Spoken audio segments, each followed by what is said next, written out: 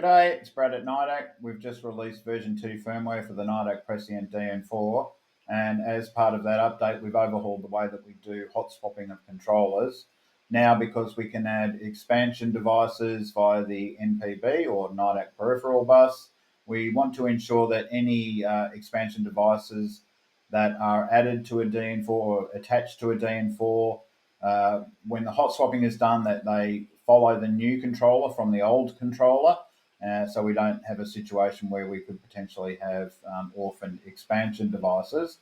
So I'll just show you the setup on my demo unit that I've got here, and then I'll go through the hot swapping process for you. Okay, so we have our dashboard page here. We have two controllers. We have controller 1 and we have controller 2. So just take a mental note of the serial number there, 010106E4. If we look at the I/O monitor, we can see that we have an expansion device attached to it.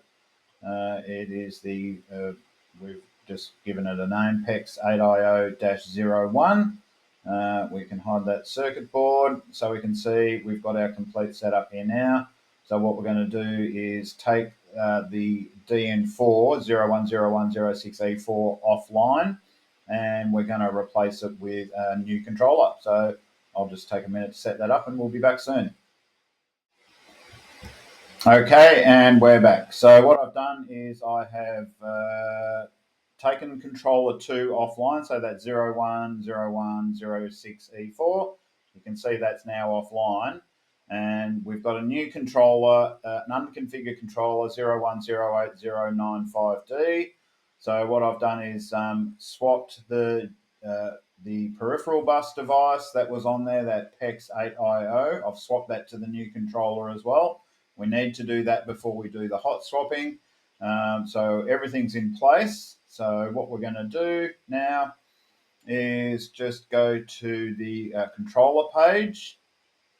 Our controller 2, which is the one that's offline, it's got the red dot there.